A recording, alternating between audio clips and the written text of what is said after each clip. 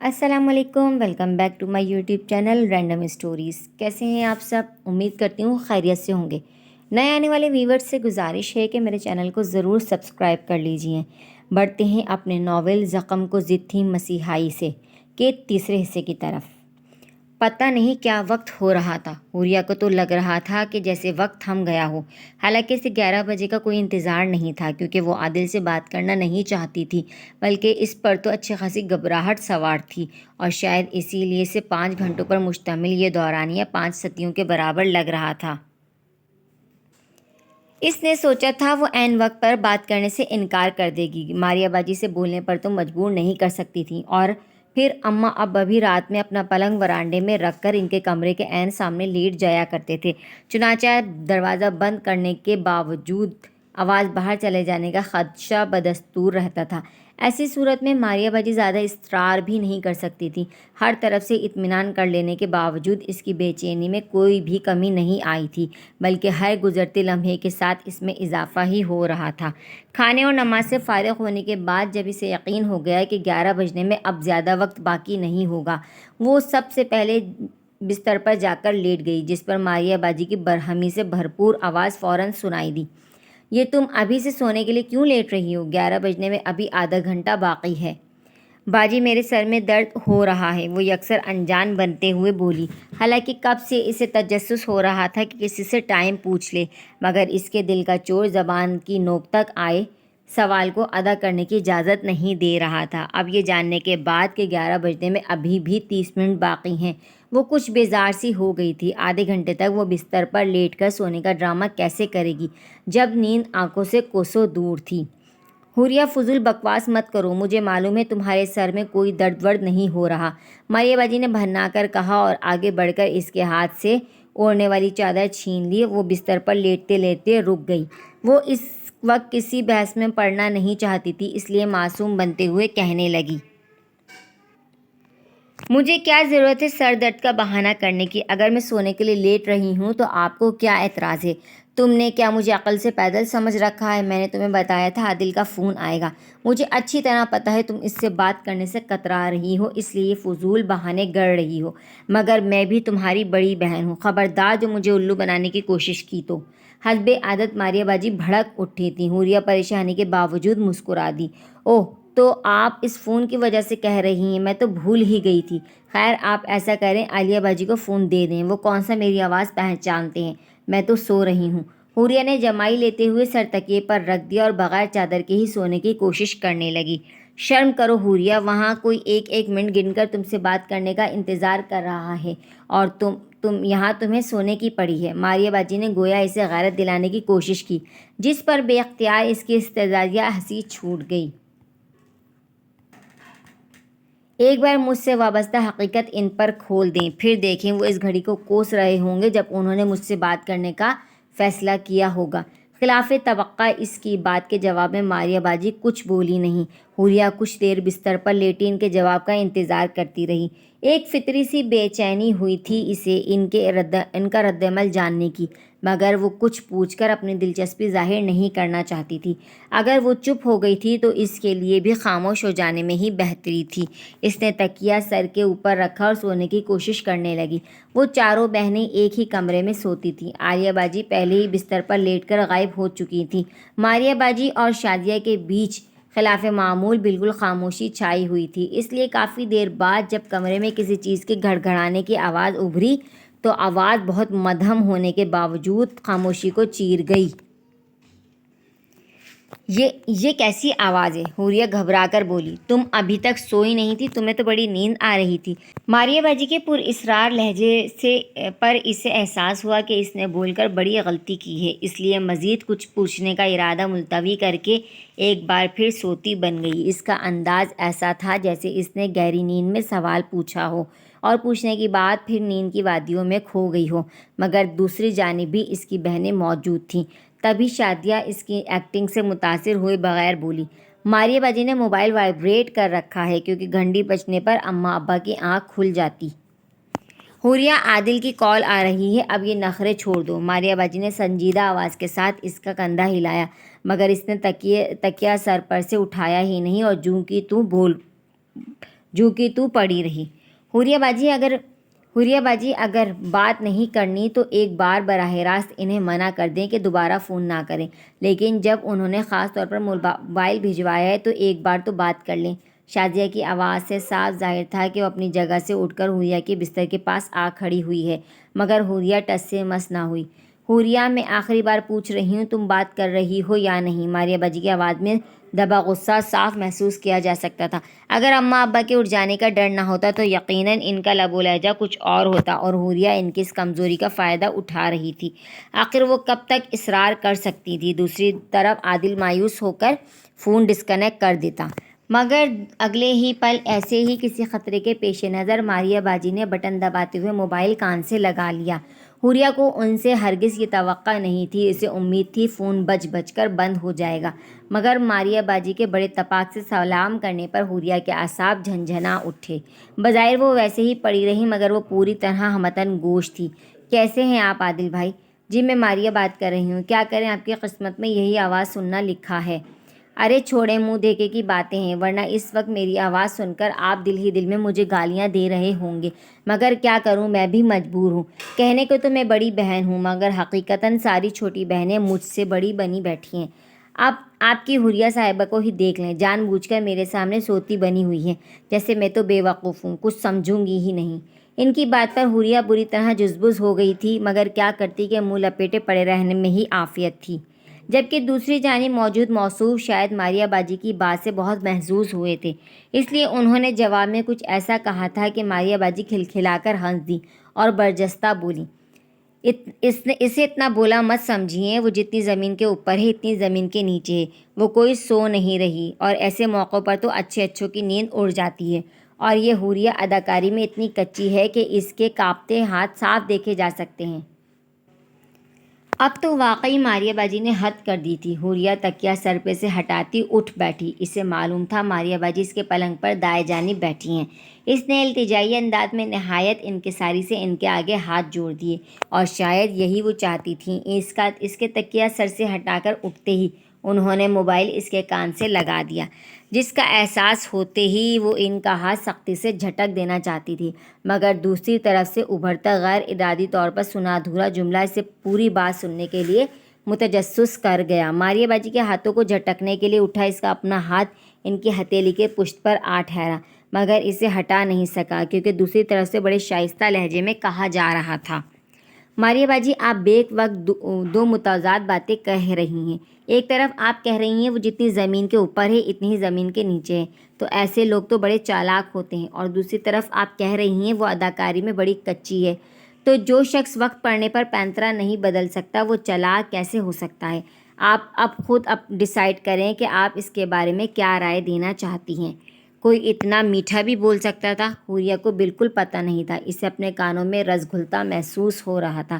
جب ماریہ باجی نے اس کے اندازِ گفتگو کی تعریف کی تھی تب اس نے کوئی خاص نوٹس نہیں لیا تھا، مگر اسے یہی لگتا تھا کہ وہ خواہ مخواہ اس سے متاثر ہو رہی ہیں، مگر اب اپنے کانوں سے سن کر اسے یقین آیا تھا کہ وہ واقعی بہت دلکش آواز اور انداز کا مالک تھا۔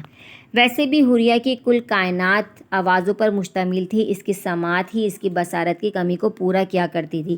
وہ لوگوں کی آواز سے ہی ان کی شخصیت کو پرکھتی تھی، حلیہ اور چال ڈھال تو وہ دیکھ نہیں سکتی تھی، صرف اندازِ گفتگو سے ہی وہ سامنے موجود ہستی کی عمر، ماحول اور تعلیمی قابلیت جانچ لیتی تھی۔ بلکہ آواز کا اتار چڑھاؤ اسے لوگوں کے چہرے کے تاثرات سے بھی آگاہ کر دیتا تھا۔ اللہ ایک چیز کم کرتا ہے تو دوسری چیز بڑھا دیتا ہے۔ اس کی سننے کی حس اتنی تیز کام کرتی تھی کہ محض الفاظ کی ادائیگی سے ہی وہ جان لیتی تھی کہ مخاطب کے چہرے پر مسکراہٹ موجود ہے یا نہیں، اور اس مسکراہٹ میں بناوٹ چھپی ہے یا شوخی کا عنصر غالب ہے۔ وہ اتنا کچھ لمحے کے ہزارویں حصے میں بھانپ لیا کرتی تھی۔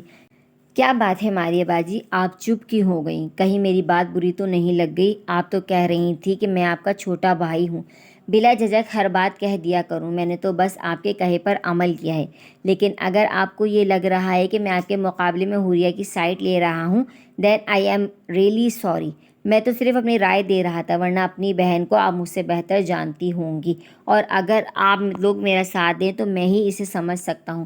پلیز کسی طرح اسے تیار کریں مجھ سے بات کرنے کے لیے۔ اگر وہ آپ سب کے سامنے بات کرنے سے جھجک رہی ہے تو کوئی ایسا ٹائم بتا دیں فون کرنے کا جب آپ سب موجود نہ ہوں۔ اپنی بات پر وہ خود ہی بڑے دلکش انداز میں ہنسا تھا۔ حوریہ کے احساسات عجیب ہو گئے تھے۔ وہ کسی کے لیے اتنی اہم تھی کہ کوئی اس کے بارے میں سوچتا تھا، اسے سمجھنا چاہتا تھا، اس کی عادت مزاج سے وابستہ ہر بات جاننا چاہتا تھا۔ یہ احساس اسے خود اپنی نظروں میں کتنا معتبر کر گیا تھا۔ بلکہ ایک کام کرتے ہیں ماریہ باجی، اگر وہ بات کرنے سے کترا رہی ہے تو آپ اسے کل یا پرسوں کسی مارکیٹ لے کر چلی جائیں اور صبح سے اسے بتاتی رہیں گا کہ میرے پاؤں میں بڑا درد ہے۔ جب آپ کا درد ناقابل برداشت ہو رہا ہوگا تب اچانک میں وہاں پہنچ جاؤں گا۔ ہم دونوں بہترین اداکاری کے ذریعے ثابت کر دیں گے کہ یہ ملاقات بالکل اتفاقی ہے، بلکہ آپ کے پاؤں میں شدید درد کی وجہ سے میں آپ کو آپ کے گھر تک ڈراپ کرنے پر بھی مجبور ہو جاؤں گا۔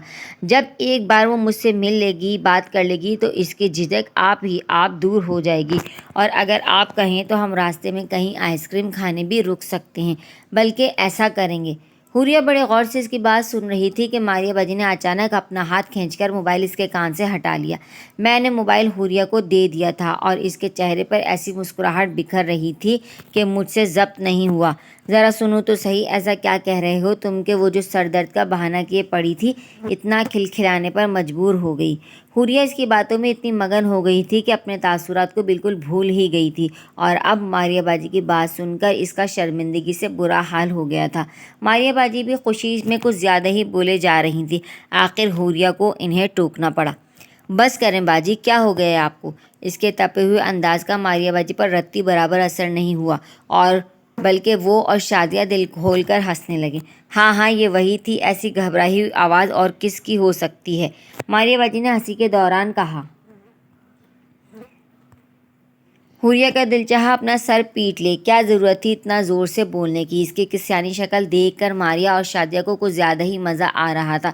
تبھی ماریہ باجی لفٹ لیتے ہوئے حوریہ سے کہنے لگی، عادل کہہ رہا ہے وہ ٹائم بتا دو فون کرنے کا جب کباب میں یہ ہڈیاں موجود نہ ہوں، پھر میری ہر بات پر دل کھول کر مسکراتی رہنا، کوئی تمہیں نہیں چھیڑے گا۔ حوریہ کا سارا خون اس کے چہرے پر سمٹ آیا۔ اس نے کچھ بھی کہنے کے بجائے واپس بستر پر لیٹتے ہوئے چہرہ تکیے میں چھپا لیا۔ ماریہ باجی پھر بھی اس سے بات کرتی رہیں اور وقتاً فوقتاً اس کے طرف جملے بھی اچھالتی رہیں، مگر حوریہ نے دوبارہ اٹھنے کی حماقت نہیں کی، بلکہ ماریہ باجی کی کئی باتوں پر اس کا دل چاہا موبائل ان سے چھین کر بند کر دے۔ ماریہ باجی بھی جان بوجھ کر ایسی گفتگو کر رہی تھی۔ بھئی میں کیا کروں؟ وہ بات کرنے کی پوزیشن میں نہیں ہے، تکیے میں منہ چھپائے شرما رہی ہے۔ ایسے ہر جملے کے بعد ماریہ اور شادیہ کا دبی دبی آواز میں ہنسنا لازمی تھا، وہ بھی صرف اماں ابا کے لحاظ میں، ورنہ ان کی حالت تو ایسی ہو رہی تھی کہ وہ بھنگڑا ڈالنا شروع کر دیتی۔ اللہ کا خوف کرو، مجھے کل یونیورسٹی جانا ہے، میرے پیپرز ہو رہے ہیں۔ نکار خانے میں طوطی کی آواز والا معاملہ عالیہ باجی کے ساتھ ہوا تھا، کیونکہ شادیہ نے ہاتھ پکڑ کر انہیں بھی حوریہ کے بستر پر کھینچ لیا اور نئے سرے سے عادل کے ساتھ ہوئی گفتگو دہرانے لگی، جس پر نیند سے بوجھل ہوتی آنکھوں کے ساتھ کبھی تو عالیہ باجی مسکرا دیتی اور کبھی بگڑنے لگتی۔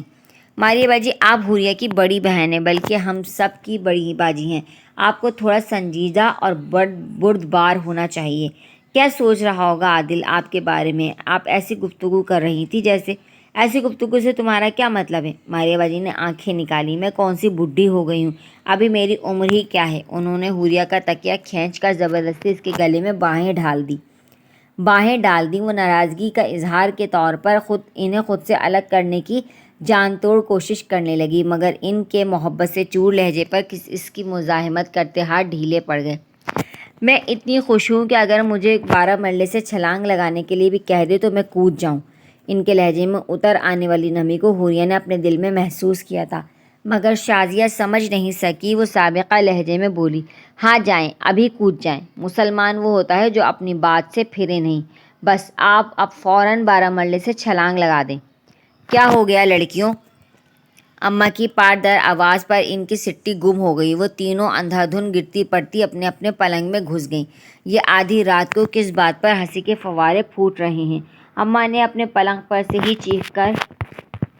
چیخ کر پوچھا تھا، اور سب اماں کی عاقبت اندیشی پر دل ہی دل میں تلملا گئی تھیں۔ آخر ان کے اس طرح چلانے پر ابا اٹھ سکتے تھے، مگر جب ابا کی ہلکی سی آواز ابھری تب ان کے ماجرا سمجھ میں آیا۔ ابا کے اٹھ کر بیٹھ جانے پر ہی اماں نے چیخ کر انہیں چپ کرایا تھا، اور اب ابا کے سو جاؤ کہنے پر وہ ساری اٹکلیاں بھول کر سچ مچ کی سوتی بن گئیں، جیسے کبھی جاگ ہی نہ رہی ہوں۔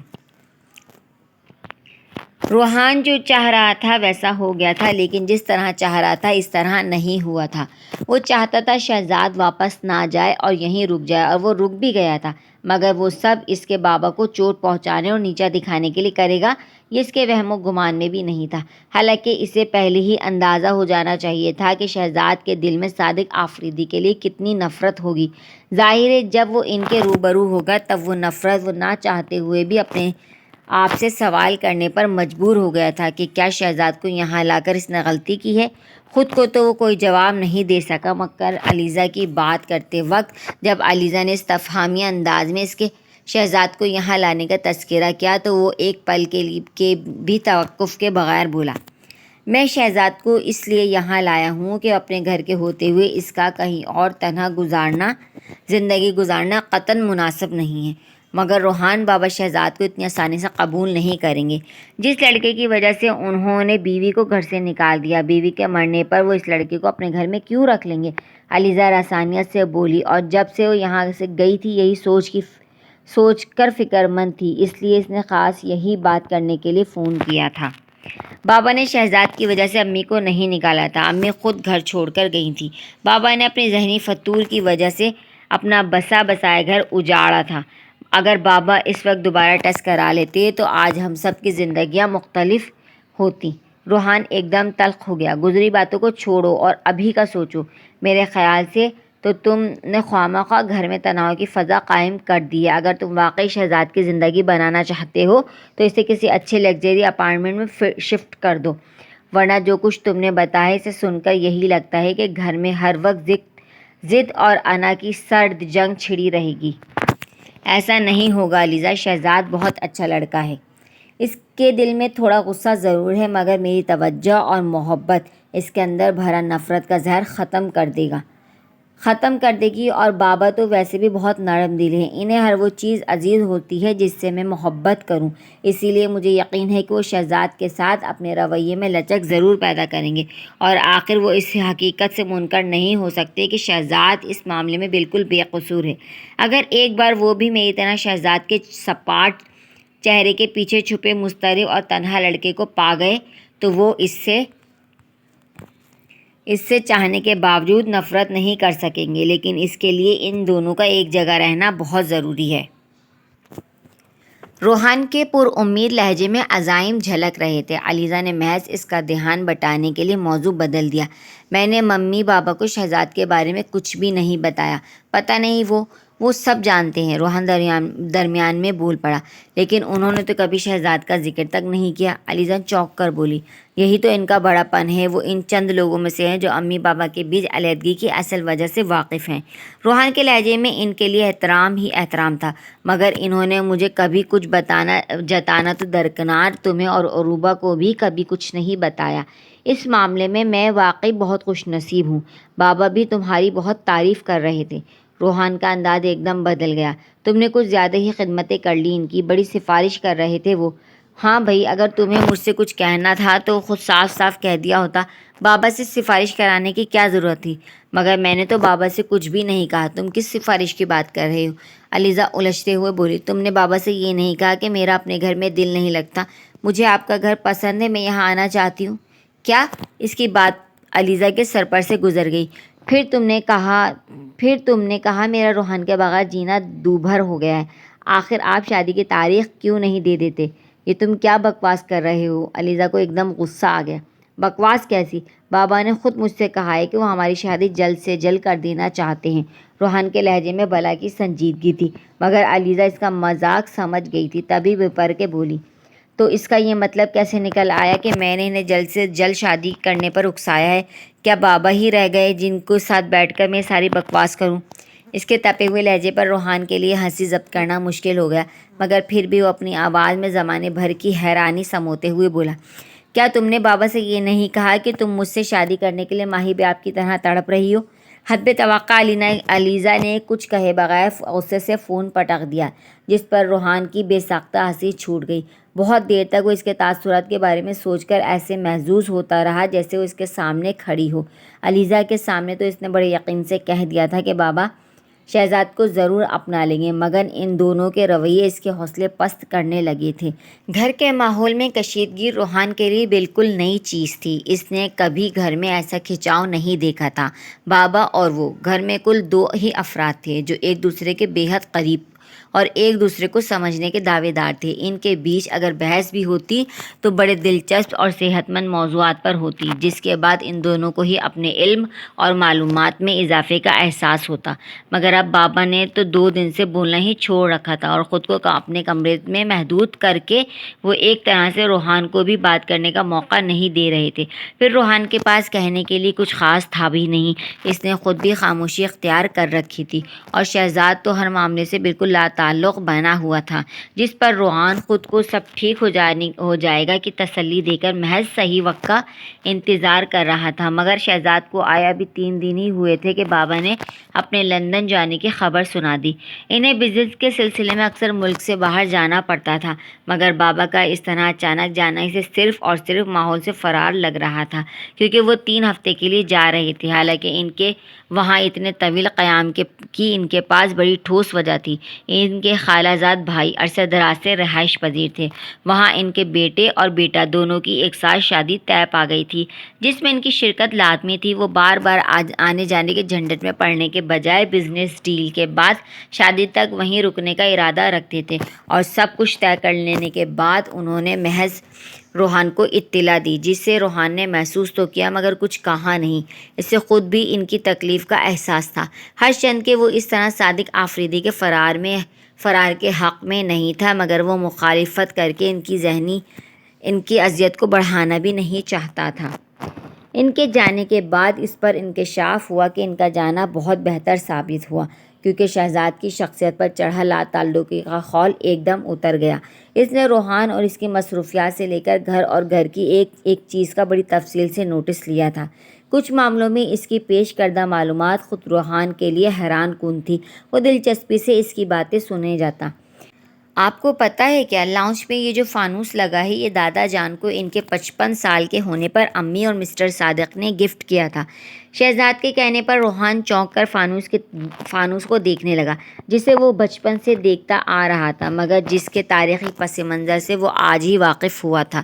اس کے اور صادق آفریدی کے تعلقات بہت دوستانہ تھے، مگر اس کے باوجود انہوں نے روحان کے ساتھ کبھی اپنے ماضی کو ڈسکس نہیں کیا تھا، جبکہ شہزاد کی گفتگو سے لگتا تھا امی نے اسے اپنی گزشتہ زندگی کے بارے میں بہت کچھ بتا رکھا تھا۔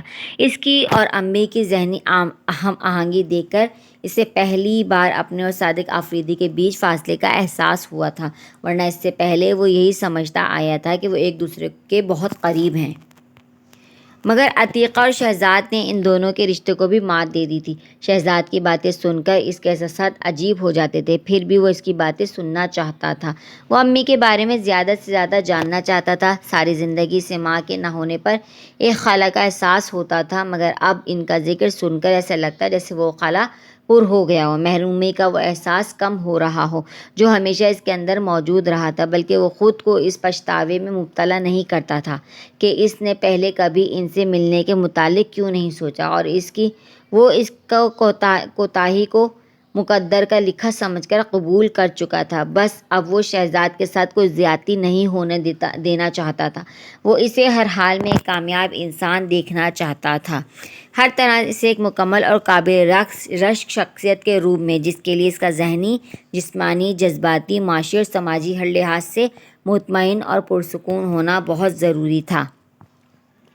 اس مقصد کے حصول کے لیے وہ اس کے ہر طرح کے آرام کا خیال رکھتا۔ اس کے ساتھ ایک ہفتہ بہت بھرپور اور خوشگوار گزارنے کے بعد جب روحان کو یہ یقین ہو گیا کہ اب شہزاد اس کی بات پر عمل کرنے کے لیے رضامند ہو جائے گا، تب اس نے شہزاد کو دوبارہ اپنی پڑھائی شروع کرنے کا مشورہ دے دیا۔ مگر اس کے برعکس اس کی توقع کے برعکس شہزاد نے صاف انکار کر دیا۔ روحان کچھ لمحوں کے لیے خاموش سا ہو گیا۔ اس کی سمجھ میں نہیں آ رہا تھا اسے کیا کہنا چاہیے، اور وہ شہزاد کو مجبور کر کے اس پر دباؤ ڈالنا نہیں چاہتا تھا۔ ویسے بھی اس کے اندر یہ خوف موجود تھا کہ زیادہ زور زبردستی کرنے پر شہزاد اکتا کر کہیں واپس نہ چلا جائے۔ وہ ابھی یہ سوچ ہی رہا تھا کہ اسے کہنا چاہیے کہ شہزاد خود بول پڑا، میرا ذہن پڑھائی کے لیے اس وقت بالکل تیار نہیں ہے، اور اس یونیورسٹی میں جانے کا تو سوال ہی پیدا نہیں ہوتا، تو تم کسی اور یونیورسٹی میں ایڈمیشن لے لو۔ میں نے کہا نا میرا ذہن بالکل تیار نہیں ہے۔ شہزاد نے پیشانی پر آئے بالوں کو سر جھٹک کر پیچھے کرتے ہوئے لاپرواہی سے کہا، اگر تمہارا ذہن آج تیار نہیں ہے تو کل بھی تیار نہیں ہوگا۔ تم یہ سب بہانے بنا کر صرف اپنا وقت ضائع کر رہے ہو۔ روحان نے رسانیت سے کہا، تو کیا فرق پڑتا ہے، امی زندہ ہوتی تو بات اور تھی، مگر ان کے جانے کے بعد۔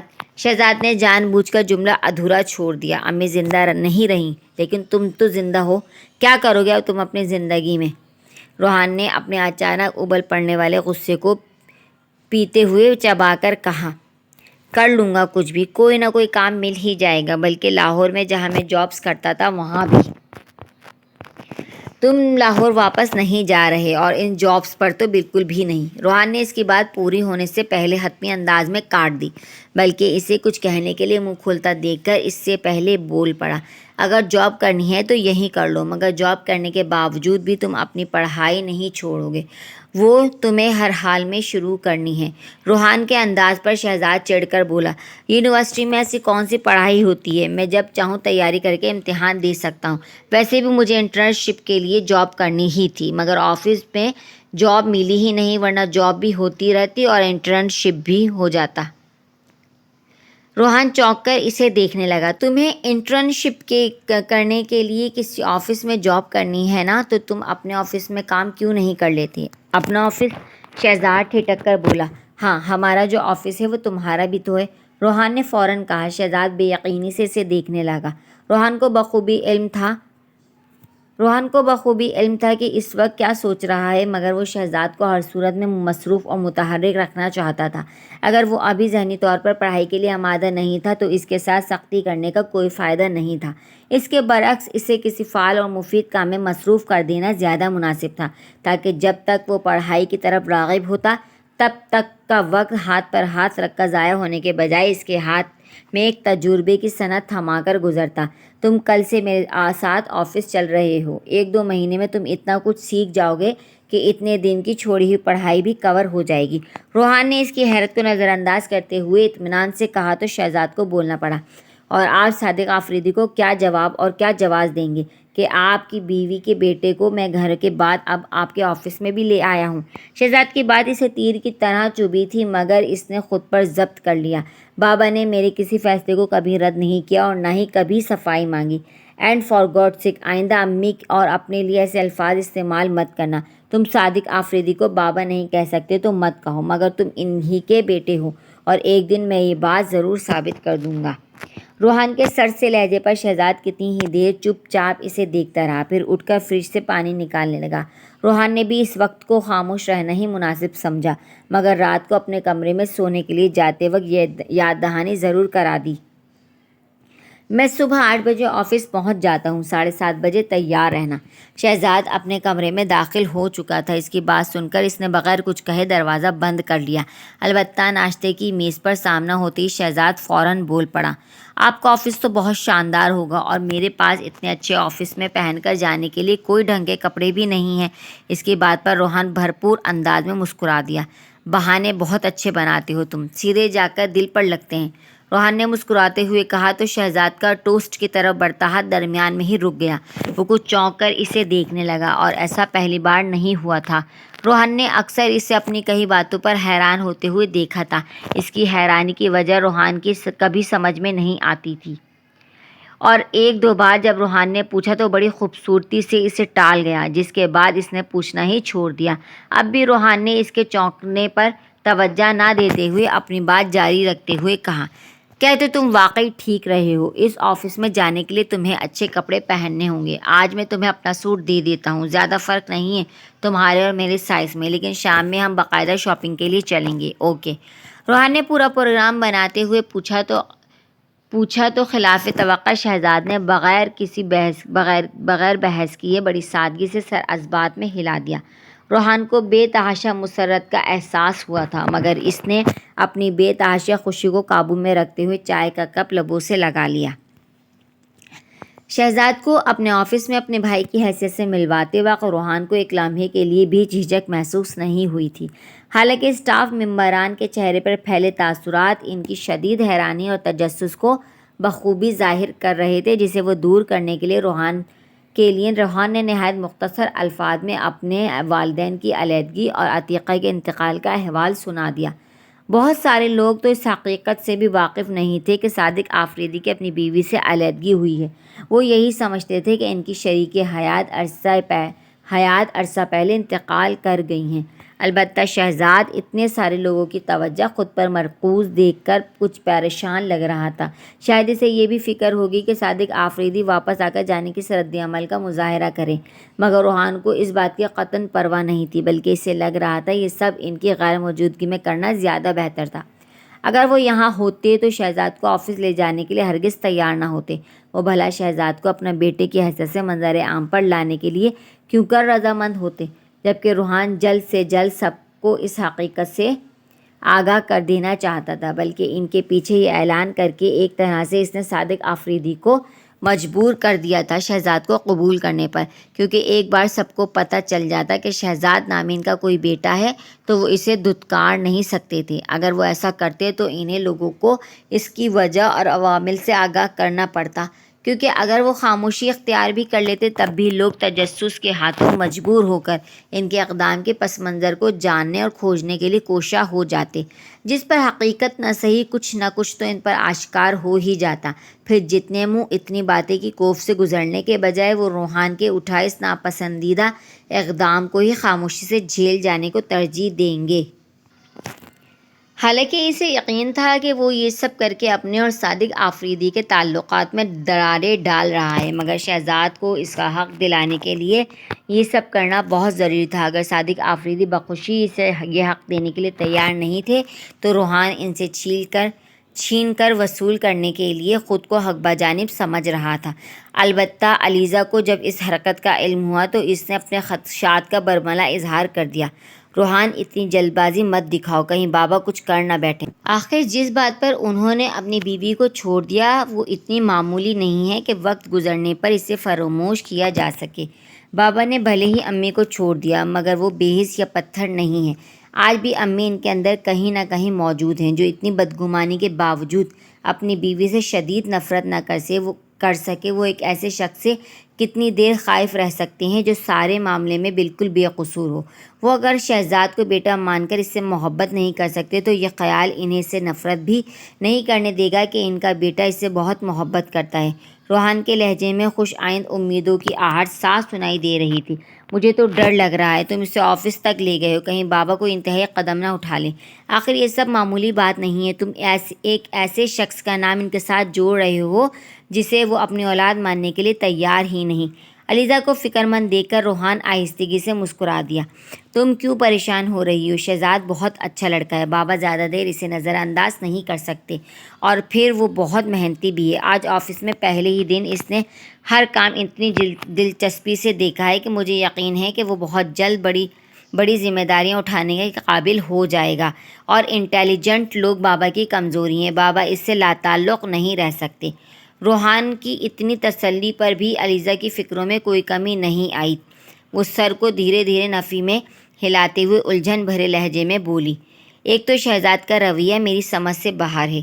تم کہہ رہے تھے وہ یہاں آنے کے لیے تیار نہیں تھا، اور اب وہ اپنے بچپن کا شہر چھوڑ کر صرف یہاں رہ رہا ہے، بلکہ تمہارے ساتھ آفس تک جانے لگا ہے۔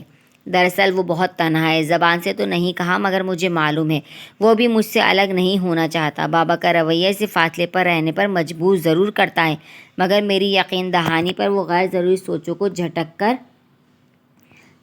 دیتا ہے۔ روحان کے چہرے پر آسودہ مسکراہٹ دیکھ کر علیزہ کچھ دیر تو اسے تکتی رہی، پھر کندھے اچکاتے ہوئے بولی، پتہ نہیں، مجھے تو شہزاد کا رویہ بڑا عجیب لگتا ہے۔ یہ سب تو تمہارے اندازے ہیں، ورنہ جانے اس کے دل میں کیا ہے۔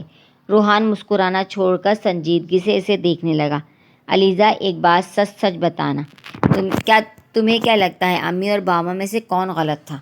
اسے امید تھی سوال پر علیزہ کچھ لمحوں کے لیے الجھ جائے گی، مگر اس کا چہرہ ایک پل کے لیے بھی متغیر نہیں ہوا، بلکہ وہ براہ راست اس کی آنکھوں میں دیکھتے ہوئے بڑی اعتماد سے بولی، تمہاری ماں۔ روحان بری طرح چونک اٹھا اور اسے اس جواب کی قطعاً امید نہیں تھی۔ میں ان کے کردار کی بات نہیں کر رہی، غیب کا علم تو صرف اللہ کو ہے، میں بعد کے حالات کی بات کر رہی ہوں۔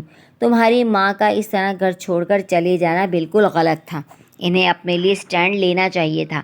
اپنی صفائی دینے کے لیے کچھ عورتیں اپنے لیے بے عزتی سمجھتی ہیں، حالانکہ ایسے معاملوں میں دل سے نہیں دماغ سے سوچنا چاہیے۔ اس ایک الزام کا اثر صرف ان کی زندگی پر نہیں پورے خاندان پر پڑا ہے، سب سے زیادہ شہزاد کی زندگی متاثر ہوئی ہے۔ اگر ان کا ضمیر مطمئن تھا تو انہیں بابا کی غلط فہمی دور کرنی چاہیے تھی، اس رپورٹ کی جانچ پڑتال کرانی چاہیے تھی۔ ایک بار اپنی بے گناہی ثابت کرنے کے بعد وہ بھلے ہی سے بابا سے الگ ہو جاتی، مگر اس طرح خاموشی سے کنارہ کشی اختیار کر کے انہوں نے اپنے اور تم سب کے لیے مسائل کھڑے کر دیے۔ کتنی دیر وہ دونوں ایک دوسرے کو دیکھتے رہے تھے۔ علیزہ کی صاف کھڑے اور ٹھوس لہجے میں کہی گئی بات سچائی روحان کا دل بوجھل کر گئی تھی، مگر ان کے رشتے میں صاف گوئی کے علاوہ اور کسی چیز کی گنجائش نہیں تھی۔ تبھی ایک بار پھر وہ بڑے واضح الفاظ میں گویا ہوئی، اگر تم یہ پوچھنا چاہتے ہو کہ امی پر لگے الزام میں کتنی سچائی ہے تو اس بارے میں واقعی کچھ نہیں کہہ سکتی۔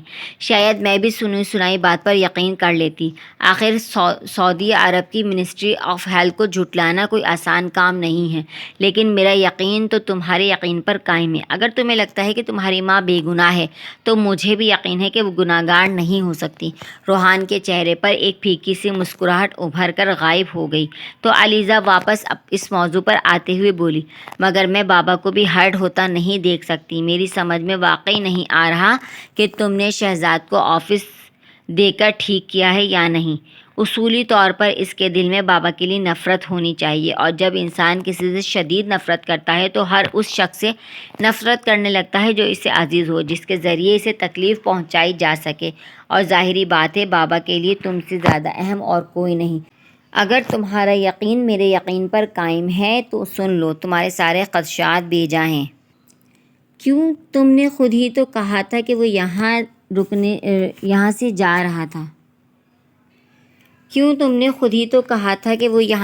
رہا تھا۔ مگر بابا کی بات سن کر ان کی ضد میں اس نے یہاں رکنے کا اعلان کر دیا، تو کیا اس ضد میں وہ اور کوئی قدم نہیں اٹھا سکتا؟ علیزہ برجستہ بولی تو روحان اس سے متفق نہ ہونے کے باوجود اسے جھٹلا نہ سکا، تبھی ہتھیار ڈالنے والے انداز میں بولا، ٹھیک ہے، میں احتیاطاً اس کی طرف سے محتاط رہوں گا، لیکن ایک بات ہے، اگر وہ یہ سب ضد میں بھی آ کر رہا ہے تب بھی ایک نہ ایک دن اس کی سوچ کا رخ ضرور بدلے گا۔ روحان نے بات ختم کرتے کرتے پھر بحث کا موضوع چھیڑ دیا، جس پر علیزہ نے کچھ کہنے کے لیے منہ کھولا ہی تھا کہ روحان نے ہاتھ اٹھا کر اسے روک دیا۔ میں نے تمہیں آفس سے اس لیے جلدی پک نہیں کیا تھا کہ ہم صرف یہی ڈسکس کرتے رہیں۔ اگر تم شہزاد کے بارے میں اتنی بات کرو گی تو مجھے لگنے لگے گا کہ ہر وقت تمہارے ذہن پر وہی سوار رہتا ہے۔ روحان اسے تپانے کے لیے بولا، مگر وہ چڑھنے کے بجائے مسکراتے ہوئے کہنے لگی، ہاں، کہہ تو تم ٹھیک رہے ہو، ہے تو وہ کافی گڈ لکنگ، کسی بھی لڑکی کے ذہن پر آرام سے سوار ہو سکتا ہے۔ کیا کہا تم نے؟ روحان کی آنکھیں نکالنے پر علیزہ ہنسی اور ہنستی چلی گئی۔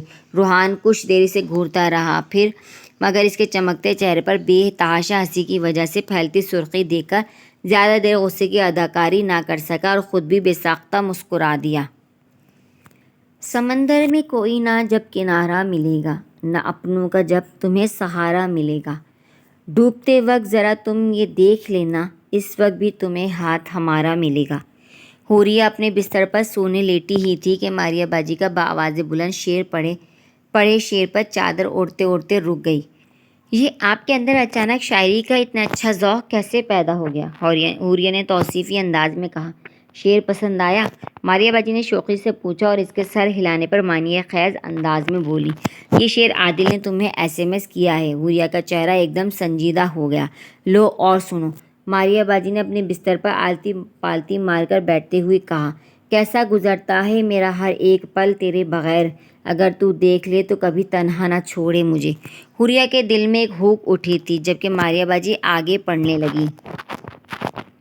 میں آپ کو پریشان نہیں کرنا چاہتا، اگر میں آج نے فون کیا تو پھر آپ کی بہن آپ کو چھیڑیں گی اور آپ کے لیے مجھ سے بات کرنا مشکل ہو جائے گا، لیکن کم از کم میرے میسیج کا جواب تو دے دیں۔ اگر شاعری میں ذوق اچھا نہیں ہے تو سیدھا سیدھا جملہ ہی لکھ دیں، یا آخر میں تھک کر یہی سوچ لوں گا کہ آپ کو اس شادی کے لیے مجبور کیا جا رہا ہے۔ ماریہ باجی پڑھ کر ایک دم خاموش ہو گئی۔ حوریہ کو تو پہلے ہی سانپ سونگھ گیا تھا۔ سماعتوں میں عادل کی کل رات سنی گفتگو کی بازگشت سنائی دے رہی تھی، جو اس کے اندر کوئی شور مچانے کے بجائے مزید سناٹے پھیلا رہی تھی۔ شام سے اس کے 5 میسیجز آ چکے تھے، میں نے دیکھے ہی نہیں، ماریہ باجی بڑبڑانے کے انداز میں بولی، پھر جیسے ہار مانتے ہوئے کہنے لگی، بتاؤ کیا جواب دوں، منع کر دوں فون کرنے سے؟ حوریہ کو لگا کسی نے اس کا دل مٹھی میں لے کر مسل دیا ہو اور اس کی دل آزاری کا سوچ کر بے چین ہو گئی۔ بولو کیا لکھوں، یا ایسا کرتی ہوں کل موبائل واپس کر دیتی ہوں، کیونکہ تمہاری طرف سے میرا جواب دینا کچھ ٹھیک نہیں لگ رہا، اور اگر ایک بار میں نے جواب دے دیا تو وہ میسیجز بھیجتا ہی رہے گا۔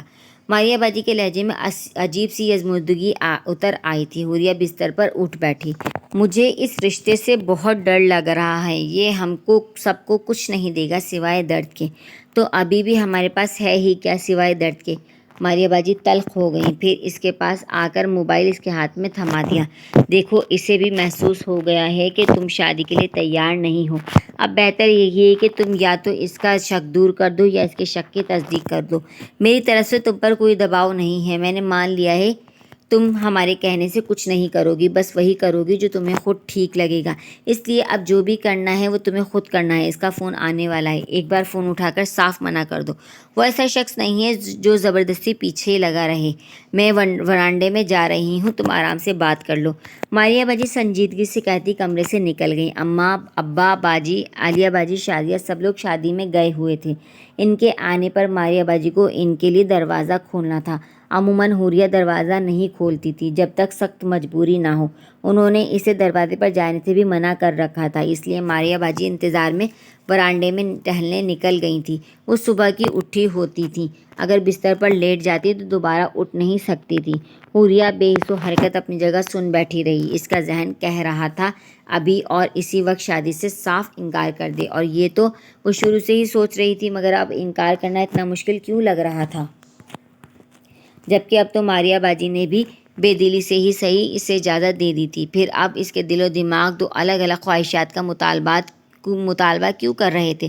دل کیوں انکار کرنے کے خیال سے بیٹھا جا رہا تھا؟ حالانکہ وہ آرام سے کہہ سکتی تھی کہ اس کے ماں باپ نے اس سے پوچھے بغیر یہ رشتہ طے کر دیا ہے، ورنہ اس کی اس رشتے میں بالکل بھی مرضی شامل نہیں ہے۔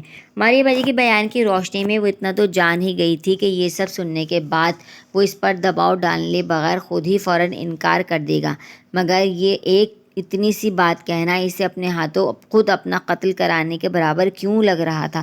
وہ سمجھ نہیں پا رہی تھی کہ اسے کیا کرنا چاہیے کہ تبھی ہاتھ میں موجود موبائل نے ز کی آواز کے ساتھ ہلتے ہوئے اسے چونکا دیا۔ اس کا دل گویا کانوں میں دھڑکنے لگا۔ ماریہ باجی موبائل دینے کے بعد اس کی انگلی ایک بٹن پر رکھ گئی تھی، گویا صرف انگلی پر ہلکا سا دباؤ ڈالنا تھا۔ اس کے بعد دوسری جانب میلوں کے فاصلے پر بیٹھے اس اندیکھے انجانے شخص تک وہ اپنی بات ایک پل میں پہنچ سکتی تھی، صرف ایک جملہ کہنا تھا اور اس کا سارا انتشار اور ساری الجھنیں دور ہو جاتی، لیکن ایسا سوچنا جتنا آسان تھا ایسا کرنا اتنا ہی مشکل ہو گیا تھا۔ لگ رہا تھا جیسے کسی نے اس کے ہاتھ سے جان نکال لی ہو، کہ انگلی کو ایک معمولی سی جنبش تک دینے کے قابل نہیں رہی تھی، اور پھر اس کا پورا وجود اسے ایک انگلی کی طرح بے جان ہو گیا تھا۔ اس کے ہاتھ میں ہلتا موبائل ایک دم ساکت ہو گیا، گویا عادل نے لائن کاٹ دی۔ شام سے اتنے سارے میسیجز بھیجنے کے بعد اب اس کی کال کا بھی کوئی جواب نہیں آ رہا تھا۔ آخر مایوس ہو کر اسے فون کاٹنا ہی تھا۔ آخر وہ یک طرفہ کوشش کب تک کیے جاتا اور کیوں کیے جاتا؟ آخر اس کی بھی تو کوئی عزت نفس تھی۔ پتہ نہیں اسے اپنے اس طرح نظر انداز کیے جانے پر غصہ زیادہ آ رہا ہوگا یا اپنے جذبوں کے رد کیے جانے پر زیادہ دکھ ہو رہا ہوگا۔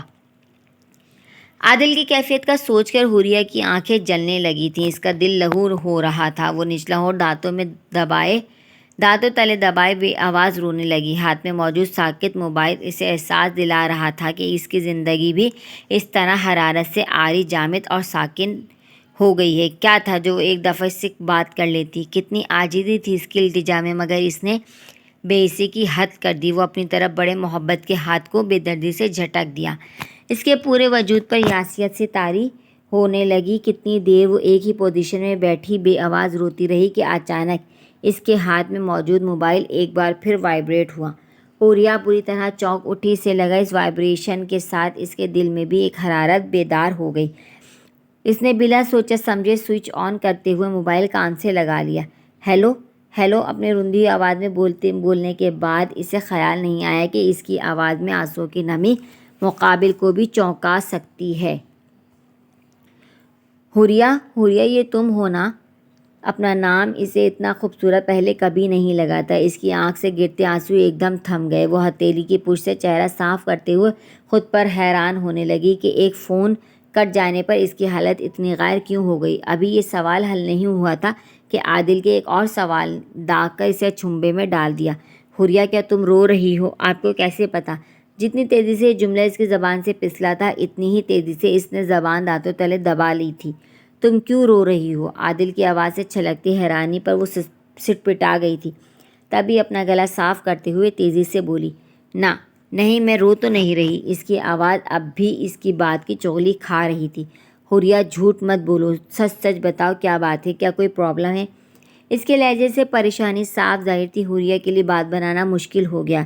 کہیں تم میرا میسج پڑھ کر تو نہیں رو رہی؟ عادل نے کچھ چونکتے ہوئے پوچھا تو حوریہ مزید ہراساں ہوتے ہوئے بے وقوفوں کی طرح بولی، نہیں آپ کا میسج تو میں نے پڑھا ہی نہیں، اور اس میں تو رونے والی کوئی بات لکھی بھی نہیں تھی۔ عادل کی بے ساختہ ہنسی نے اسے احساس دلایا کہ وہ کیا کہہ گئی۔ تبھی اپنی بات کا اثر زائل کرنے کے لیے اس نے جلدی سے اپنے طور پر صفائی دینے والے انداز میں کہا، مگر کہنے کے بعد اسے احساس ہوا کہ اب پہلے سے بھی بڑی حماقت سرزد ہو گئی ہے۔ تو کیا تم اس لیے رو رہی تھی کہ میں نے ناراض ہو کر لائن کاٹ دی ہے اور اب میں دوبارہ کبھی فون نہیں کروں گا؟ حوریہ نے چہرے پر آئے بالوں کو کانوں کے پیچھے اڑستے ہوئے گہرے سانس کھینچ کر فوری طور پر خود کو نارمل کرنا چاہا تاکہ اب مزید کوئی احمقانہ بات اس کے منہ سے نہ نکل جائے، مگر عادل کی شدید حیرانی اسے نارمل ہونے نہیں دے رہی تھی۔ کیا میری ناراضگی تمہارے لیے اتنی اہم ہے کہ تم نے رونا شروع کر دیا؟ او مائی گاڈ، کہیں میں کوئی خواب تو نہیں دیکھ رہا؟ عادل کے لہجے میں اترتی سرشاری ظاہر کر رہی تھی جیسے اس نے بہت ریلیکس ہو کر کرسی کی بیک یا بیٹ کی کراؤن سے سر ٹکا لیا ہو۔ حوریہ اپنے اس طرح اشکار ہونے پر بری طرح جزبز ہوتی کچھ بولنے کے قابل ہی نہیں رہی تھی تو وہ اپنے مخصوص دلکش مسکراتے ہوئے لہجے میں بولا، اگر مجھے پتہ ہوتا وہ 2-4 اشعار اور ایک خشاش سے پر میسج تمہیں اس قدر ایموشنل کر دے گا تو میں کل ہی یہ حربہ آزما لیتا۔ بائی دی وے تمہاری بہنیں یہاں موجود تو نہیں ہیں، ورنہ جو آپ مسکراہٹ پر اتنا شور کر رہی تھیں وہ میرے بہائے آتے آنسوؤں کو دیکھ کر تو ایک پورا افسانہ لکھ دیں گی۔ ان کے سامنے ذرا بہادری کا مظاہرہ کیا کرو۔ مجھے بالکل پسند نہیں کہ کوئی تمہیں ذرا بھی تنگ کرے، چاہے یہ چھیڑ چھاڑ میری ہی حوالے سے کیوں نہ ہو۔ اس کے لہجے سے چھلکتی اپنائیت محسوس کر کے حوریہ کے جسم میں خون کی گردش تیز ہونے لگی۔ اچھا ایک بات بتاؤ، تمہیں یہ کیوں لگا کہ میں ناراض ہو گیا ہوں؟ بھئی میں نے تو یہ پوچھا تھا کہ تم شادی کے لیے راضی ہو یا نہیں۔ اگر تم کل مجھ سے فون پر بات کر لیتی تب بھی میں یہی سوال کرتا۔ کیا پتہ تمہارے والدین نے تمہاری رائے معلوم کی یا نہیں۔ ہمارے معاشرے میں اکثر لڑکی کی مرضی کو اہمیت نہیں دی جاتی۔ کچھ والدین کو لگتا ہے کہ فیصلے کا اختیار بس ان کے پاس ہے اور اولاد کو ان معاملوں میں بولنے کا کوئی حق نہیں ہے۔ میرے والدین ایسے نہیں ہیں۔ حوریہ کے منہ سے بے اختیار نکلا، اولاد سے محبت تو سبھی والدین کرتے ہیں، لیکن میرے اماں ابا کی تو کل کائنات ہی ہم بہنیں ہیں۔ ان کی زندگی کا مقصد صرف اور صرف ہماری خوشی ہے۔ ان کا بس نہیں چلتا کہ دنیا کی ساری نعمتیں ہمارے قدموں میں ڈھیر کر دیں۔ حوریہ آواز روندنے سے پہلے ہی خاموش ہو گئی، مگر عادل اپنی خوشی میں محسوس کیے بغیر شوقی سے بولا، اس کا مطلب ہے یہ سب تمہاری مرضی سے ہو رہا ہے؟ میں فون بند کر رہی ہوں۔ اس بات کا کچھ اور مطلب نکلتا دیکھ کر وہ کنفیوز ہو گئی۔ ایک منٹ، فون بند کرنے سے پہلے اتنا تو بتا دو کہ کل جو پروگرام میں فون پر بنا رہا تھا یہ سمجھ کر کہ دوسری طرف ماریہ باجی ہیں، اسے سن کر تمہیں کوئی اعتراض تو نہیں ہوا نا؟ ورنہ تم چاہو تو اس پلان پر اب عمل بھی ہو سکتا ہے۔ میں چاہوں تو؟ لیکن بھلا میں کیوں چاہوں گی؟ حوریہ فوراً بولی، پسند کا تعلق نظر سے نہیں زاویہ نظر سے ہوتا ہے۔ کسی چیز کو دیکھ کر پسند کرنے کا مطلب تو محض اس کی ظاہری خوبصورتی سے متاثر ہونا ہوتا ہے۔ جو صرف مادیت پرستی کو ظاہر کرتا ہے۔ ورنہ آپ کو کیا لگتا ہے جو لوگ دیکھ نہیں سکتے، کیا وہ کسی چیز کی خوبصورتی کو محسوس نہیں کر سکتے؟ بالکل کر سکتے ہیں۔ وہ ہر چیز کو چھو کر، اس کی آہٹ سن کر، اس کی خوشبو اپنے اندر اتار کر اسے قبول یا مسترد کرتے ہیں۔ حوریہ کا ذہن کسی اور طرف نکل گیا تھا، مگر عادل کے لیے اس کی بات کا مفہوم سمجھنا تقریباً ناممکن تھا۔ وہ ظاہری الفاظ پر تبصرہ کرتے ہوئے بولا، بھائی تم تو بہت اچھی گفتگو کرتی ہو، لگتا ہے بڑی ڈیپ تھنکنگ ہے تمہارے ساتھ بات کرنے، انفیکٹ تمہارے ساتھ زندگی گزارنے میں بڑا مزہ آئے گا۔ اس کا لہجہ پھر شوخ ہونے لگا تھا تو حوریہ نے محض بات بدلنے کے لیے پوچھا، آپ نے بھی تو مجھے نہیں دیکھا، پھر اتنا بڑا فیصلہ کیسے کر لیا صرف دادی کی خواہش پر؟ کس نے کہا تم سے کہ میں نے تمہیں نہیں دیکھا؟ عادل نے برجستہ کہا تو حوریہ چونک اٹھی۔ کیا مطلب؟ مطلب یہ کہ مس حوریہ میں آپ کو دیکھ چکا ہوں، بلکہ دادی نے تو آپ کو صرف مووی میں دیکھا ہے، جبکہ میں نے براہ راست آپ سے ملاقات کا شرف حاصل کیا ہے اور آپ سے بات بھی کی ہے۔ حوریہ کو اپنی سماعتوں پر یقین نہیں آ رہا تھا۔ جب وہ ماریہ باجی کے ساتھ میلاد میں گئی تب اس نے کسی سے بات نہیں کی تھی۔ اس کے علاوہ ان کی ملاقات اگر کہیں ہوئی تھی تو کہاں ہوئی تھی، اور اگر ان کی ملاقات اتنی طویل تھی کہ اس نے حوریہ سے بات بھی کی تھی، تب تو اسے حوریہ کی محرومی کا اندازہ ہو جانا چاہیے تھا۔ عادل کی دور کی پھوپھی کے سامنے تو انہوں نے اپنی شعوری کوشش کے ذریعے ایسا کچھ ظاہر نہیں ہونے دیا تھا، ورنہ باقی کسی جگہ پر مقابل فوری طور پر ہی نہ صحیح کچھ دیر بعد اس کی آنکھوں کی بے نوری کو بھانپ لیتا تھا۔ اب مجھے دیکھ چکے ہیں، بلکہ مجھ سے بات بھی کر چکے ہیں، لیکن کب؟ حوریہ کو الجھن کے ساتھ ساتھ گھبراہٹ بھی ہونے لگی۔ کہیں وہ اس کے بارے میں کچھ جان تو نہیں گیا اور ابھی اس نے یہی کہنے کے لیے فون کیا ہو کہ مجھے دھوکہ دینے کے لیے رچائی گئی تم لوگوں کی سازش ناکام ہو چکی ہے، میں تمہاری اصلیت جان چکا ہوں۔ مگر دوسری جانب سے ابھرتا عادل کا زندگی سے بھرپور قہقہ اس کے اندر سے اٹھتے ہوئے خدشات کو دبا گیا۔ یاد کرو، ہمارے رشتے کے طے ہوئے صرف 2 ہفتے ہوئے ہیں اور میں ان 2 ہفتوں کے دوران ہی تم سے ملا ہوں، بلکہ تم سے بات بھی کی ہے۔ وہ حوریہ کی حالت سے لطف لیتے ہوئے بولا، لیکن کب اور کہاں؟ حوریہ ہراساں ہوتے ہوئے بولی، یاد کرو، آخر تم اتنا گھبرا کیوں رہی ہو؟ عادل نے ہنستے ہوئے پوچھا، مگر حوریہ نے جیسے اس کی بات سنی ہی نہیں۔ باہر دروازے پر دستک کی آواز آئی تھی، گویا اماں وغیرہ شادی سے واپس آ گئے تھے۔ اس کا سارا دھیان وہیں منتقل ہو گیا۔ ماریہ باجی نے بھی فوراً ہی دروازہ کھول کر سلام بھی کر دیا، جس کے جواب میں ان سب کی ملی جلی آوازیں ایک ساتھ حوریہ کی سماعتوں سے ٹکرائی تھیں۔ اب تو حوریہ کی گھبراہٹ سوا ہو گئی۔ اماں ابا شادی سے واپس آ گئے ہیں، میں فون بند کر رہی ہوں۔ فون بند کرنے کا اچھا بہانہ ہے، عادل نے کہا۔ میں بہانہ نہیں بنا رہی، اماں شادی میں گئی تھیں، وہ واپس آ گئیں، اب وہ سیدھی اسی کمرے میں آئیں گی، حوریہ نے جلدی کہا۔ ان کی آواز سے لگ رہا تھا وہ ورانڈے میں اسی کے دروازے کے نزدیک ہی کھڑی ہیں، گویا کسی بھی وقت وہ کمرے میں داخل ہو سکتے تھے۔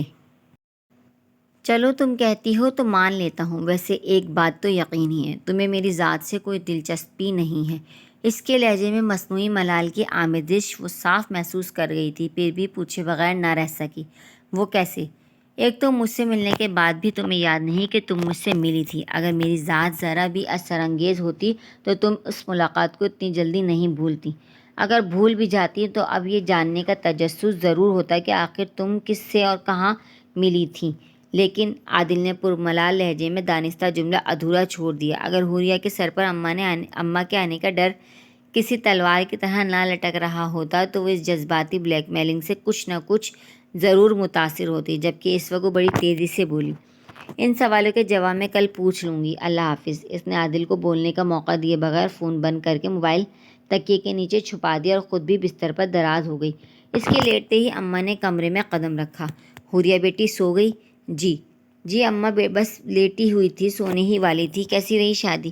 ہاں بہت اچھی تھی، تم سو جاؤ، رات بہت ہو گئی۔ اماں نے چند دعائیں پڑھ کر اس پر دم کی اور کمرے سے باہر نکل گئیں۔ ان کے جاتے ہی ماریہ باجی اور شادیہ بھی کمرے میں آ گئیں۔ شادیہ شادی کا آنکھوں دیکھا احوال سنا رہی تھی جو ماریہ باجی تو بڑی دلچسپی سے سن رہی تھی۔ کوئی اور وقت ہوتا تو حوریہ بھی اتنی ہی شوق سے ہموطن گوش ہوتی، مگر آج وہ بستر پر چت لیٹی رہی، وہ وہاں موجود ہو کر بھی ان میں شامل نہیں تھی۔ پہلے تو اس کے ذہن میں یہ سوال گردش کرتا رہا کہ آخر عادل اس سے کب اور کہاں ملا تھا، پھر اسے اپنے بد اخلاقی سے فون بند کرنے پر شرمندگی ہوتی رہی۔ کیا سوچا ہوگا عادل نے کہ اس نے بغیر اس کی بات سنے فون بند کر دیا؟ ایک تو بات کرنے میں ہی اس نے اتنے نخروں کا مظاہرہ کیا تھا، اس پر بھی بات کے دوران ایسی بدتمیزی سے فون کاٹ دیا۔ اسے کتنا برا لگا ہوگا، کہیں وہ ناراض نہ ہو گیا ہو۔ ہوتا ہے تو ہو جائے، اس سے اچھی بات اور کیا ہوگی۔ اندر سے اٹھتے شور کو چپ کرانے کے لیے اس نے قدرے لاپرواہی سے سوچا، مگر یہ سوچ اسے مطمئن کرنے کے بجائے مزید بے چین کر گئی تھی۔ یہ انکشاف اس کے لیے بڑا اذیت ناک تھا کہ وہ لاکھ کوشش کے باوجود اس سے لاتعلق نہیں ہو سکتی۔ شہزاد کو آفس میں اپنے بھائی کی حیثیت سے متعارف کرانے کے بعد لوگوں کا اتنا شدید رد عمل سامنے آئے گا، اس بات کا روحان کو قطعاً اندازہ نہیں تھا۔ اس کے پاس فون کالز کا تانتا سا بن گیا۔ بابا کے دوستوں اور رشتہ داروں کے علاوہ لندن سے بابا کے خالہ زاد بھائی کا بھی فون آ گیا، جن کے بیٹے کی شادی میں شرکت کرنے کے بہانے بابا منظر سے غائب ہوئے تھے۔ گویا وہ خبر وہاں تک پہنچ گئی تھی۔ ان کی تو خیریت ہی ختم، حیرت ہی ختم نہیں ہو رہی تھی۔ آخر بابا اتنے دنوں سے ان کے گھر پر تھے اور انہوں نے شہزاد کے آنے اور عتیقہ کی موت کا ذکر تک نہیں کیا۔ اصل میں وہ بھی بہت سارے لوگوں کی طرح صادق آفریدی اور عتیقہ کے درمیان علیحدگی کی اصل وجہ سے واقف نہیں تھے، کیونکہ بابا نے باقاعدہ طلاق ہونے سے پہلے ہی اپنے رشتہ داروں سے کہہ دیا تھا کہ شہزاد کی موت ہو گئی ہے۔ شہزاد اس وقت بہت چھوٹا تھا، بہت کم لوگ اس سے ملے تھے۔ کچھ بابا کے خاندان کا ماحول ایسا تھا کہ سب لیے دیے رہتے تھے۔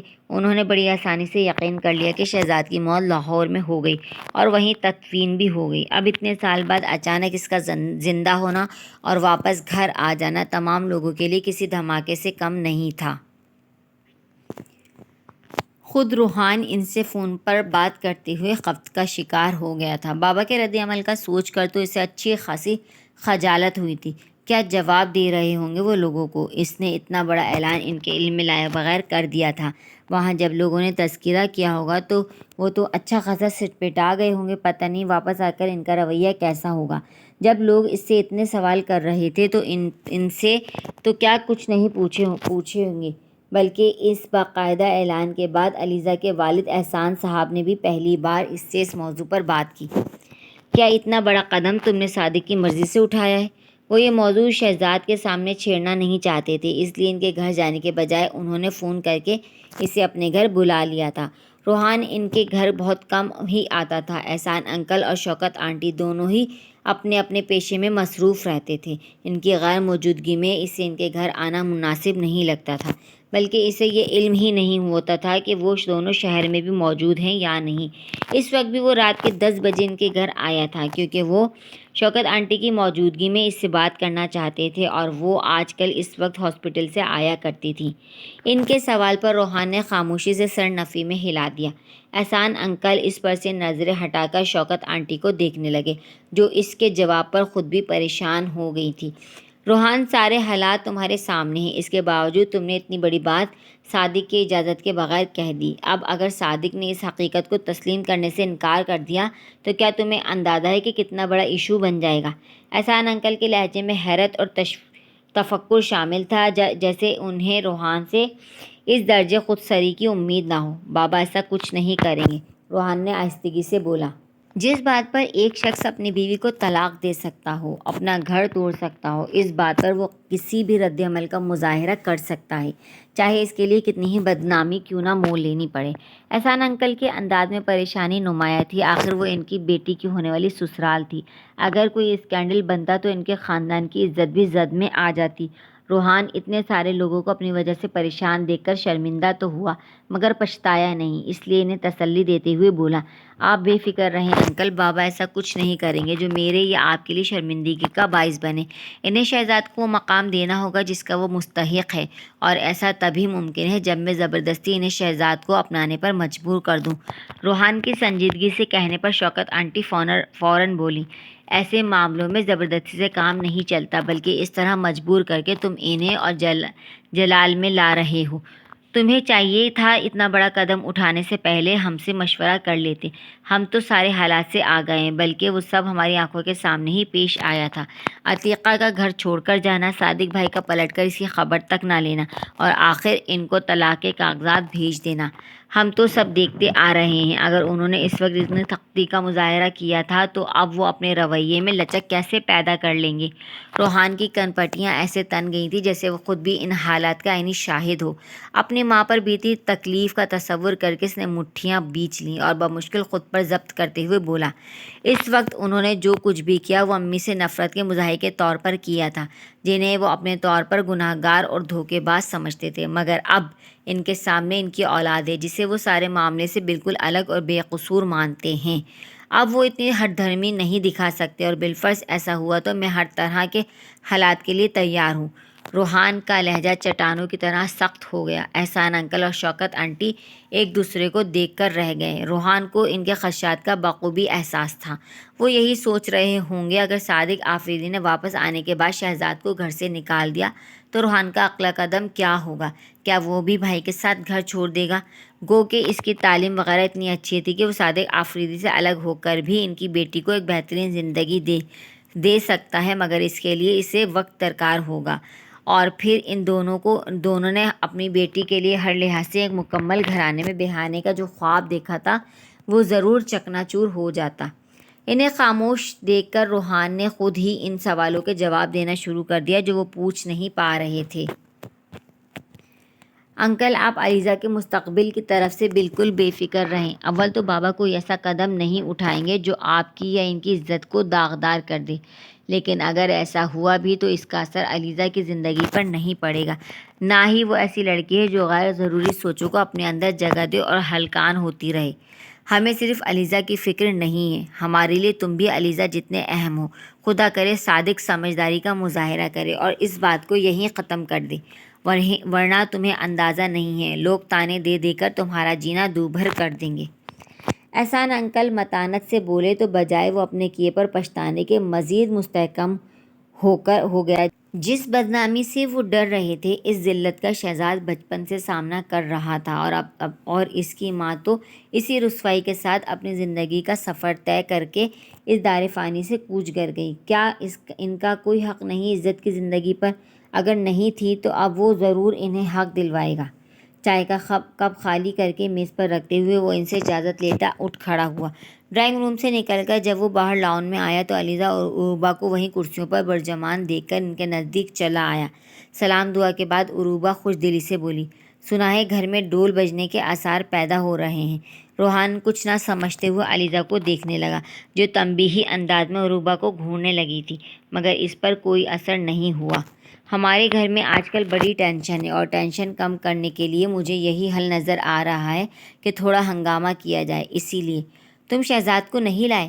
علیزہ نے عروبہ کی بات کاٹتے ہوئے موضوع بدلا تو واقعی عروبہ جو نہ جانے کیا کہنے جا رہی تھی چونکتے ہوئے بولی، ارے ہاں، آپ نے اپنے بھائی سے مجھے تو ملوایا ہی نہیں۔ بجیا بتا رہی تھی آپ ان کی ذہانت سے بڑے متاثر ہیں۔ روحان نے صرف مسکرانے پر اکتفا کرتے ہوئے علیزہ سے پوچھا، تمہیں پتہ ہے انکل آنٹی نے مجھے کیوں بلایا تھا؟ علیزہ نے خاموشی سے سر اس بات میں ہلا دیا تو روحان کچھ سوچتے ہوئے بولا، اپنے طور پر تو میں نے انہیں مطمئن کرنے کی کوشش کی ہے، مگر وہ بدستور پریشان ہیں۔ سوچ رہا ہوں ایک بار فون کر کے بابا سے بات کر لوں۔ انہیں میرے اقدام کا پتہ تو چل گیا ہے، مگر ان کا کوئی ری ایکشن سامنے نہیں آیا۔ ان کی خاموشی ان کی شدید خفگی کو ظاہر کر رہی ہے۔ روحان بڑبڑانے والے انداز میں علیزہ خاموشی سے اسے دیکھتی رہی، جبکہ عروبہ لاپرواہی سے بولی، آپ سے زیادہ دیر کوئی خفا نہیں رہ سکتا اور مما پاپا کی پریشانی پر بھی پریشان ہونے کی کوئی ضرورت نہیں ہے۔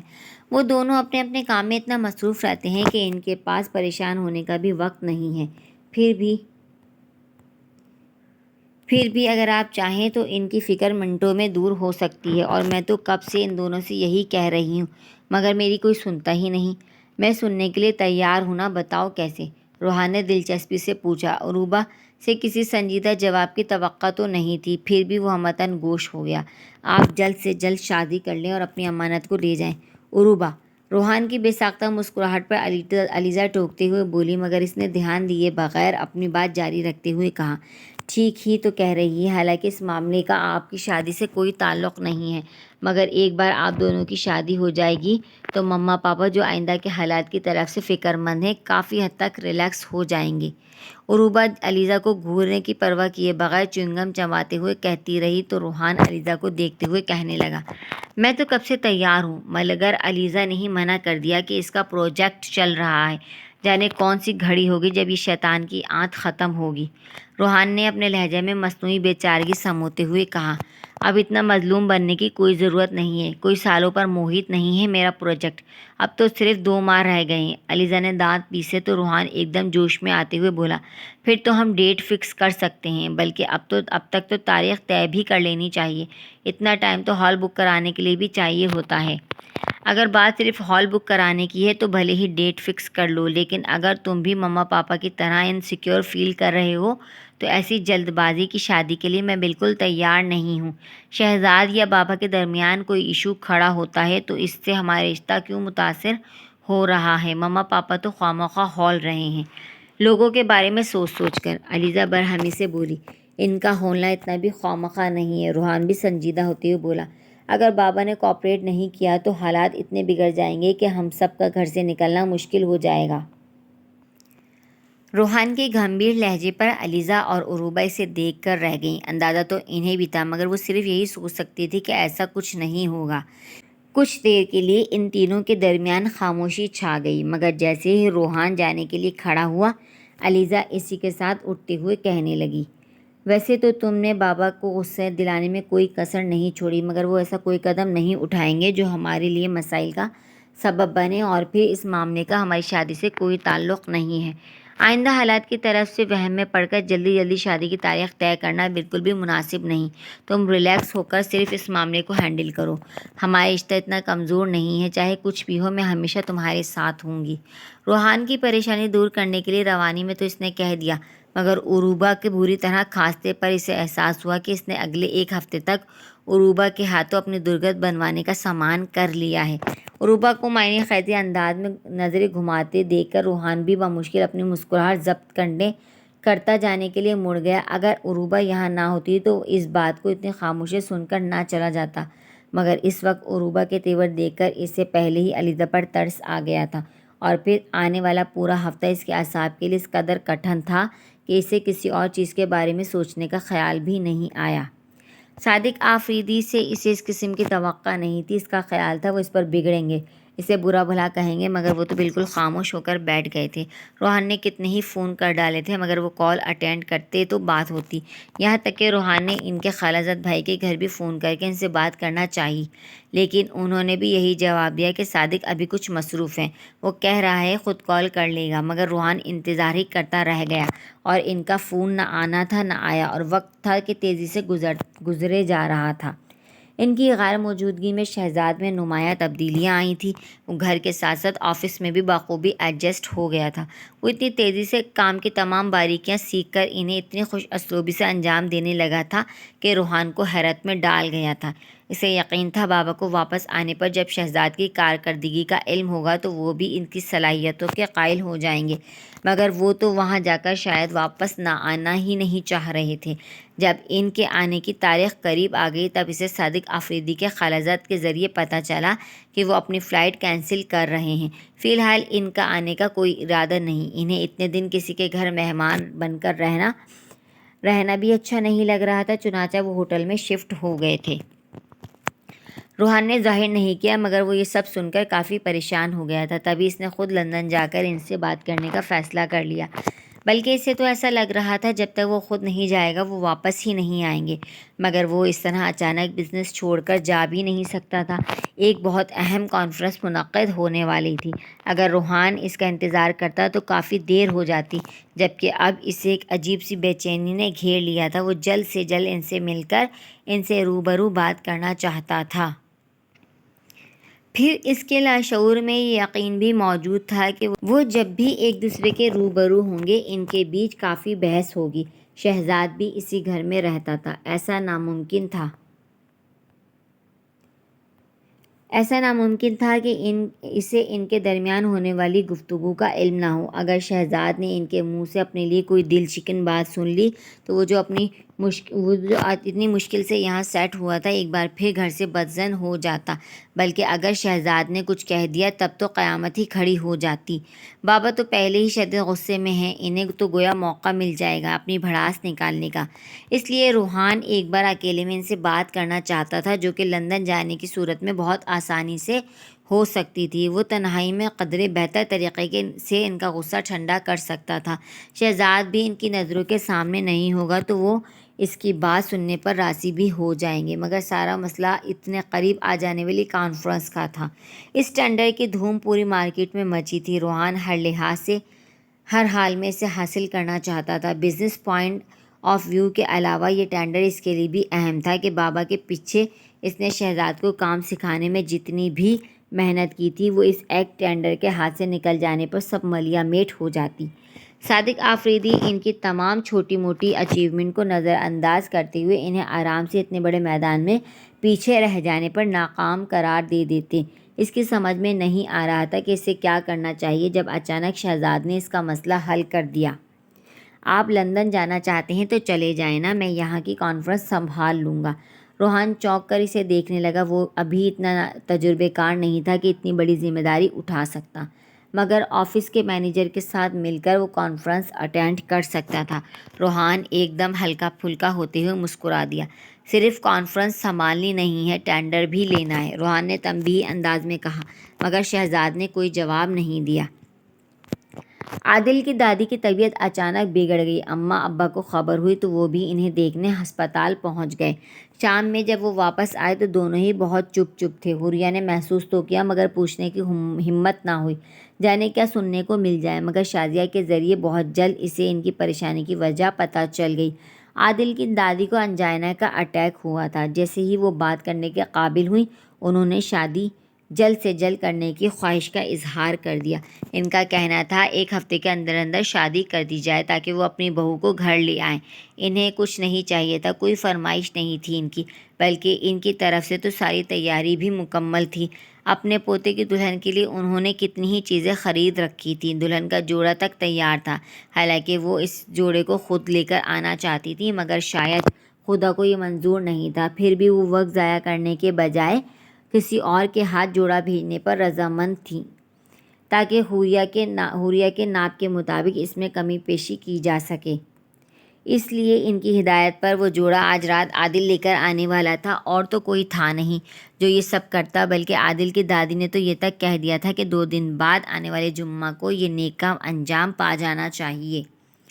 شازیہ کے منہ سے یہ ساری تفصیل سن کر خود حوریہ بھی گمسم ہو گئی۔ اسے خاموش دیکھ کر شازیہ بڑبڑانے والے انداز میں کہنے لگی، اماں ابا دونوں بہت پریشان ہیں، عادل بھائی کی دادی اتنی بیمار ہیں، بہو گھر لانا ایک طرح سے ان کی آخری خواہش بن گئی ہے۔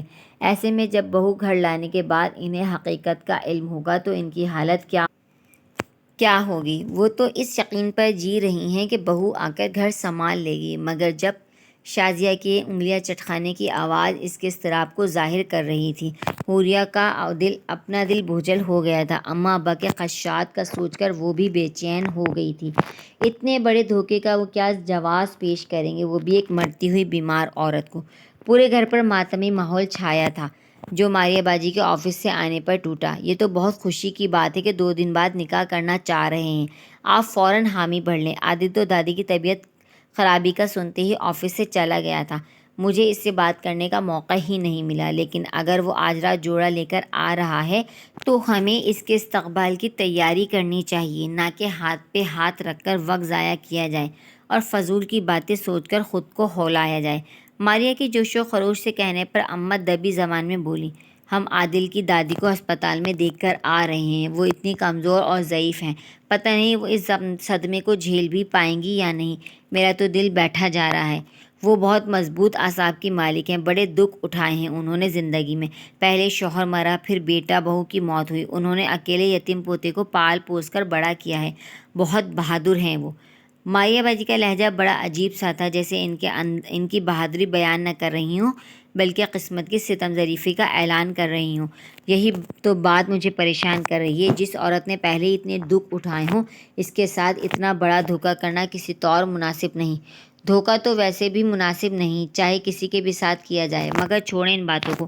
آپ خوشی کے موقع پر فضول باتیں مت سوچیں، بلکہ یہ سوچیں عادل پہلی بار گھر آ رہا ہے، اس کی خاطر مدارت کے لیے کیا انتظام کرنا ہے۔ بلکہ اس کی دادی ہسپتال میں ایڈمٹ ہے، میں اسے فون کر کے کہتی ہوں وہ رات کا کھانا ہمارے ساتھ ہی کھا لے۔ کوئی موقع تو نہیں ہے یہ، لیکن گھر میں تنہا بیٹھنے سے تو بہتر ہے ہمارے پاس آ جائے۔ اب ہم کوئی غیر تو نہیں ہیں، رشتہ داری ہو گئی ہے۔ ماریہ باجی بول بول کر اماں کا دھیان بٹانے کی کوشش کر رہی تھیں، مگر رات ہو جانے کے باوجود وہ اس کوشش میں کامیاب نہیں ہو سکیں۔ عادل کے آنے کے خیال سے سبھی کام نمٹانے میں جٹ گئے، مگر ایک محسوس کی جانے والی سوگواری سب پر طاری تھی۔ تقریباً 9 بجے کے قریب دروازے پر کھٹکا ہوا تو ساری تیاری ہونے کے باوجود گھر میں افراتفری مچ گئی۔ حوریہ اپنے کمرے میں اپنے بستر پر بیٹھی رہی، الٹا شادیہ بھی تھوڑی ہی دیر میں کمرے میں آ کر بیٹھ گئی۔ اف حوریہ باجی، عادل بھائی کی تو کیا پرسنالٹی ہے، کیا لگتے ہیں وہ۔ ماریہ باجی جو کر رہی ہیں بالکل ٹھیک کر رہی ہیں، اماں خواہ مخواہ میں دھوکہ سوچ کر ہول رہی ہیں۔ اتنا پیسہ ہے ان کے پاس، ایسا شاندار جوڑا لے کر آئے ہیں، وہ آپ کا علاج کرانا ان کے لیے کوئی مشکل کام ہی نہیں ہوگا۔ اور ایک بار آپ ٹھیک ہو گئیں تو ہر لحاظ سے ان کے لیے ایک آئیڈیل بیوی ثابت ہوں گی۔ شازیہ دبی دبی آواز میں خوشی خوشی بول رہی تھی۔ شازیہ، کیا تمہیں انہیں دیکھ کر لگا کہ تم انہیں پہلے بھی دیکھ چکی ہو یا ان سے مل چکی ہو؟ حوریہ نے اس کی باتیں نظر انداز کرتے ہوئے پوچھا۔ میں نے تو انہیں آج پہلی بار دیکھا ہے، لیکن آپ کیوں پوچھ رہی ہیں؟ وہ کہہ رہے تھے وہ مجھ سے مل چکے ہیں، بلکہ مجھ سے بات بھی کر چکے ہیں۔ حوریہ کے کہنے پر وہ اس کے اور قریب ہو گئی۔ کب، کہاں؟ اور پھر تو انہیں پتہ چل گیا ہوگا کہ آپ۔ شازیہ کچھ کہتے کہتے رک گئی۔ پتہ نہیں ان کی بات سے کچھ ظاہر تو نہیں ہو رہا تھا، مگر ان کا کہنا ہے کہ رشتہ طے ہونے کے بعد وہ مجھ سے مل چکے ہیں۔ تو آپ نے پوچھا نہیں کہ وہ کہاں آپ سے ملے تھے؟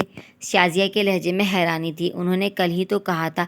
اس سے پہلے کہ میں کچھ پوچھتی، اماں ابا کے آنے سے بات کٹ گئی۔ اب پتہ نہیں آج وہ بات کریں گے یا نہیں۔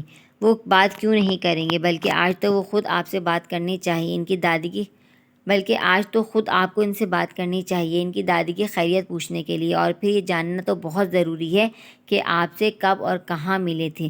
آپ تو کہیں آتی جاتی ہی نہیں اور رشتہ طے ہونے کے بعد تو آپ وہ مشکل سے 2-3 بار ہی گھر سے نکلی ہوں گی۔